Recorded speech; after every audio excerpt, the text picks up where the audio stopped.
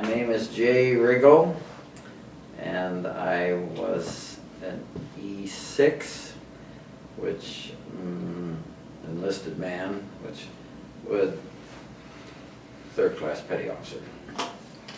Well, we have a daughter that lives in Honolulu, and just after it got to Honolulu, I don't remember how many years that was, and it's got to be about 15 years since they towed it over there. We were visiting our daughter, and I don't know how I heard this, but my daughter said to me one day, well, originally the work that they were starting to do on the Missouri in the very beginning was the Honolulu Historical Society.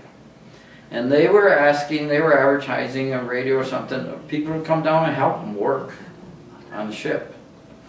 So I went down there and I worked on the ship 2 or 3 different times because we had gone there quite often. Then the fellow, before him, was talking about the decks. Those teak decks were in bad shape by the time it got to Honolulu. And I worked on the decks. We were taking the plugs out and boards up. And in fact, they worked on those decks for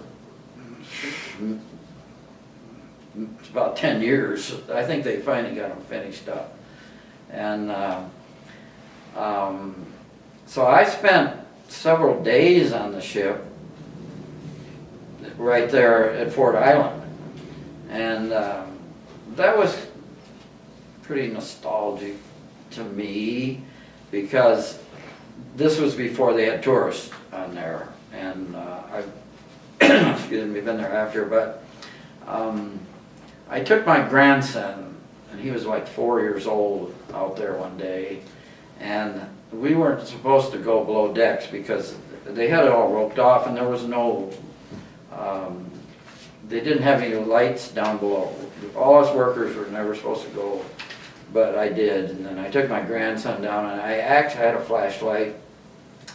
I actually found where I worked. I was in they had there was a damage control, had a shop where they had carpenters and ship fitters or pipe fitters and damage controlmen. And it was about 4 decks down. And it was dark down there. And my grandson, like I said, was 4 years old, and we kind of got lost.